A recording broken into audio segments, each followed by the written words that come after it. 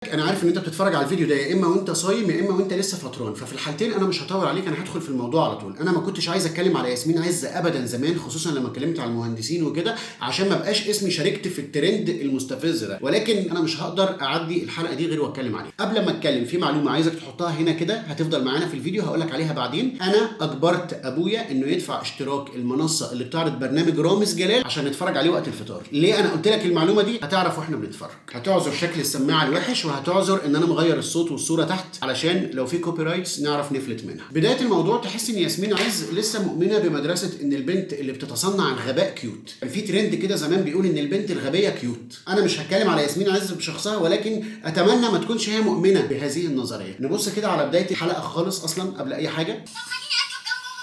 المفروض ان انتوا متفقين معايا، هي جايه من بيتها، هنعلن عن حاجه اسمها دينر ان ذا سكاي. المفروض جايبين لها كرين ويطلع لحد فوق عشان توصل لمطعم اسمه دينر ان ذا سكاي. دينر ان ذا ايه؟ سكاي. وهركب كرين. بسم الله الرحمن الرحيم. بدايه الحلقه خليني اركب جنب سواق الكرين وبعدين يبقى يطلع. يعني انت المفروض السواق بيجيب لك عربيه فيها بوكس، بتركبي البوكس وتطلعي. لا انا هركب جنبه، ما اعرفش بعد كده ايه اللي هيحصل، مش عارف هيوديني هولوجرام بقى، هطلع هنكمل. احنا ديستراكت اللي هو خلينا اركبك. ايه ده ورد، ده ورد، الورد ده حقيقي، البتاع دي جامده، ده حديد، ده بلا ايه علاقه الموضوع؟ ايه باين قوي ان انت عارفه ان هو مقلب. قبل ما نتكلم انا عايز اقول لكم التركه اللي برامج المقالب بتعملها دلوقتي في معظم الاحيان، لان انا اول ما بدات زمان في الميديا في برنامج مغمور كده ما حدش عارفه كلمني بنفس الطريقه، انت هتطلع مع فلان الفلاني بس مش هنقول لك ايه المقلب. فانا كده انا رايح عارف ان هو مقلب وواخد فلوس، بس انا مش عارف ايه المقلب لما يجوا يحلفوني. ده الاداء بتاع ياسمين عز لما تحب تدي اداء للموضوع. تعالوا نكمل.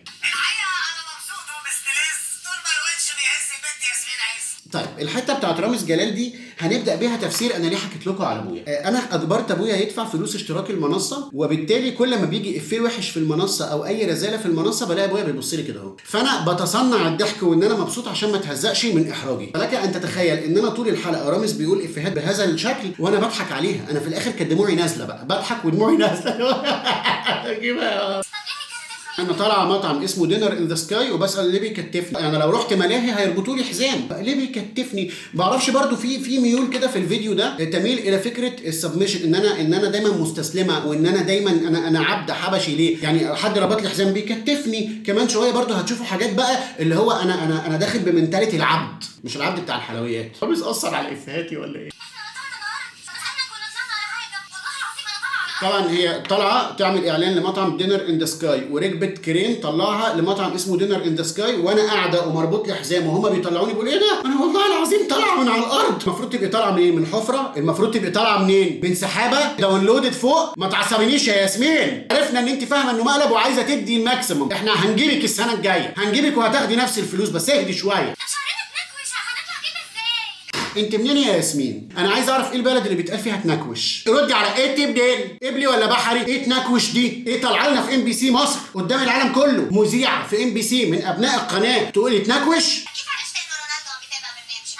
طبعا هنا بتسالها كيف عرفت ان رونالدو بيسمع برنامجك، فهي قالت لها عرفت. شكرا على شكرا. اقعدي يا ياسمين. اللي هو جورجينا كمان بتاع جورجينا دي اللي هي مرات كريستيانو رونالدو. بص جورجينا غزال شارد. يعني انا من هنا ورايح لو حد سالني على اي حد، بابا سالني اخوك فين، واخويا مثلا هربان من البيت وسرق ذهب امي، اقول له والله بص انا اخويا ده غزال شارد. تنفع نكمل. في حته ثانيه بيسالوا فيها ياسمين على خامه الصوت الشتوي والصيفي، الترند البايخ اللي هي كانت عاملاه، فراح رامز قال الافيه ده. يا رامز ايه الافيهات الحلوه دي؟ انا كنت عامل كده ببص لابويا كل شويه، بابا سايب الحلقه سايب الاكل وعامل لي كده باصص لي كده طول الحلقه. ليه تحطني في الموقف ده يا رامز؟ ليه؟ بص بقى احنا عندنا برضو حاجه في مصر جامده جدا، ان اي حد بيتزنق في اي حاجه بيقول انا عملت بحث، يعني كتب على جوجل. فهم سالوها هنا ايه الهبده بتاعت خبير صوت شتوي وصيفي؟ اي حد محلل صوت خبير اصوات. كلمه خبير خلاص انا خلاص انت خبير مش هقدر اتكلم، صوتها شتوي. يا رامز بقى يا رامز بقى يخرب هتموتني من الضحك.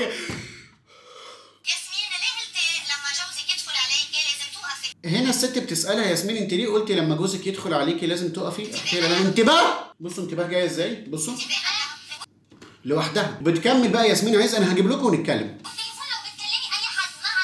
لو بتكلمي اي حد ما عدا حماتك تقفلي السكه في وشه الا مامتك. يعني مثلا بعد اذنك يا ماما انا جوزي داخل مع سلامه، واروح برضه اقفل في وشه. فانا مثلا لو بكلم ياسمين في شغل، الو السلام عليكم ازيك يا ياسمين، احنا انتاج البرنامج بتاعك عندنا بس مشكله كبيره جدا في حلقه. ياسمين اكيد جوزها دخل عليها. نستنى لحد ما جوزها يخرج يتكرم ويخرج من الاوضه عشان ترد علينا. معلش ايه العبوديه دي؟ في ايه؟ انا لو جوزك ودخلت اصلا وانت بتتكلمي رحتي قافله السكه مره واحده هقول بتخونيني والله العظيم. همسك التليفون اقول لك كنت بتكلمي مين، واروح مكلمه ويقول لي معلش يا فندم انا كنت بكلمها في شغل. اقنعيني وقتها بقى ان انت مش بتخونيني. يا الله انا اللهم اني صايم.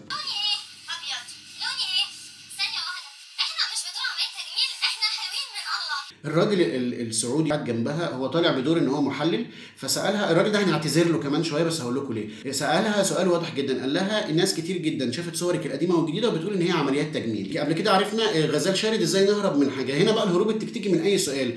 لوني ايه؟ ابيض. اللون ده ايه؟ ابيض. واجيب فوطه امسح بيها لوني، شوف مفيش وساخه، ابيض ده طبيعي من عند الله، يبقى جمالنا طبيعي حبيبي. فانا حاسس ان دي تنفع اهرب بيها برده من اي حاجه. وليد انت صرفت ال 10000 جنيه اللي انا اديتها لك فين؟ بابا لوني ايه؟ ابيض. بص يا بابا لوني ابيض طبيعي، اذا جمالي طبيعي، الفلوس معرفش راح. ايه العلاقه؟ ايه الراجل بيسالك على عمليات تجميل هنا؟ ايه ده؟ ايه اللي انت بتعمليه ده؟ هنا بيسألها الراجل يعني ما بتجيبيش حقوق السيدات، فهي مثلا كمذيعة بتطلع في التلفزيون في مجتمع 70% منه سيدات، بدل ما تقول لا طبعا ده انا مع الاثنين، بدل ما تجاوب ايه ده مش سامعة تن تن تارارا يخرب بيت خفة الدم. طبعا هنا الجزء الثاني بتاع رامز جلال وهو جاي زي ما انتم شايفين في الصورة، رامز متنكر بزي رامز، يعني ما اعرفش ليه لابس ماسك. لو كانوا لبسوه دقن وشنب كان هو وحتى ما تعبش نفسه يغير صوته. بصوا كده على المقطع ده انا اللي مغير الصوت في الكمبيوتر وستيل شبه صوت رامز. وبعدين وهو بيشتغلها قال لها ايه؟ بص فتاكا سوزوكي تاناكا. فاولا انا قدامي راجل باين ان هو لابس ماسك، صوته صوت رامز، قايل لي ان ده مقلب اكيد بنسبه 100%، وقال لها سوزوكي فتاكا تاناكا. انا كده ما عرفتش. وعملها في احمد السقا اللي هو يعني انت شيف قوي، ده انت ياباني قوي. فهنا طبعا ياسمين فاهمه ان ده رامز. خلاص انا كده هو مش لو حد ضرير هيفهم ان ده رامز. نكمل. سوزوكي تاناكا حاجه مدح بقى. ياسمين ما بتاكلش السوشي. انا اتمنى ارتبط ببنت ما بتاكلش السوشي لان السوشي غالي قوي، ولكن التحليل اللي قالته على السوشي هو تحليل فج. هنقول فج يعني مش هينفع اقول اللي كنت هقوله. بتقول ايه؟ بتقول السوشي عباره عن رز مخلل تقريبا بسمك ني. انت جايه منين؟ منكوش والسوشي رز مخلل بسمك، انت جايه منين؟ وبعدين طبعا هنا في جزء برده كانت هتقول مش هاكل السوشي، فراحت المذيعه قايله لها لا ده الياباني بتاعنا وراجل رامز فياسمين فهمت ان انت لازم تاكلي السوشي، احنا دافعين لك لازم. فراحت قايله ايه؟ والنبي يا جماعه نتفرج على الحته دي. لا شوفي طبعا ده الفرعون الياباني طبعا. لا الفرعون الياباني اكل السوشي هاكل البتاع دي. انا عايزك بس تتخيل حاجه، ان احنا في فلوس اتصرفت لياسمين وللتصوير وللناس اللي فوق وللناس اللي تحت والبتاع مال، فالاطباق وقعت. فمن الاخر رياكشن ياسمين لما هتعرف ان هو رامز ما ينفعش يتكرر. كل العالم مبني لما ياسمين هتعرف هو رامز، المفروض اتليست تتمثلي اللي هو لا يا رامز ما ينفعش كده. بصوا ياسمين عملت ايه، بصوا الرياكشن. خسرت الفلوس اللي اتصرفت. انا بتخيل بقى ياسمين في اي حاجه في حياتها اللي هو ايه، مثلا ياسمين الدولار عالي، ياسمين معاكي وليد من برنامج مصطفى الاغا كسبتي $1,000,000. ياسمين انت مرفوده. خسرت الفلوس اللي على الارض. نيجي لاخر نقطه برضو، عايزين نعتذر للراجل السعودي اللي كان قاعد جنب ياسمين لانه واضح جدا ان هو قرفان من اجاباتها وقرفان من اللي بيجرى وقرفان. بصوا على وشه. انا بعتذر لك، انا ما اعرفش اسمك بس انا بجد بعتذر لك، انا زعلان قوي. انت كنت متضايق قوي وانا اتضايقت قوي وبابا ضايقني قوي بعد الحلقه، كلنا اتضايقنا. ايه اللي بيجرى ده؟ استفزيت قوي من الحلقه دي انا وبعدين عايز اقول على حاجه، لو MBC فاكره ان الرجاله بتحب ياسمين وياسمين فاكره ان هي تخش الجنه عشان بتحب رجاله، انا كراجل كرهت الستات كلهم بالطريقه دي يا جدعان. يا جماعه ما تقسموش بقى. اخر جزء عايز اتكلم فيه، كان في مشهد اللي هو احمد السقا مسك فيه تعبان وراح فاصل راسه عن جسمه ورميه، ورامز جلال ضحك وقال له برافو مش عارف ايه. دلوقتي انا لا يعني اي دونت كير التعبان ده لعبه ولا مش لعبه، اي دونت كير. احنا بنحب انا بموت في احمد السقا، اي دونت كير باي حاجه من الكلام ده. اي كير اباوت حاجه واحده بس عايز اقولها لكم، انا بنت اختي جبنا لها كتكوت ولما شفناها بس بتضربه طلعنا عينيها ان كده حرام وكده غلط. ففي ناس طالعه دلوقتي تقول لك اصل التعبان حلال قتله، حتى لو حلال مش بالطريقه دي ومش ان انا ارميه كده، ده لو طلع حلال. فاقنعني دلوقتي انا اقول لبنت اخويا الصغيره اللي بتتفرج عليك ازاي ان انت غلط ان انت تضربي قطه وغلط ان انت تضربي كتكوت، لما اور هيرو مسك تعبان كده في بقه وراح عامل كده وراح رميه وكلنا قعدنا نضحك ونهزر. اقنعوني ازاي دلوقتي انا اقدر اقنع عيال صغيره ان ده غلط؟ ارجوكوا حد يقنعني. شكرا يا جماعه.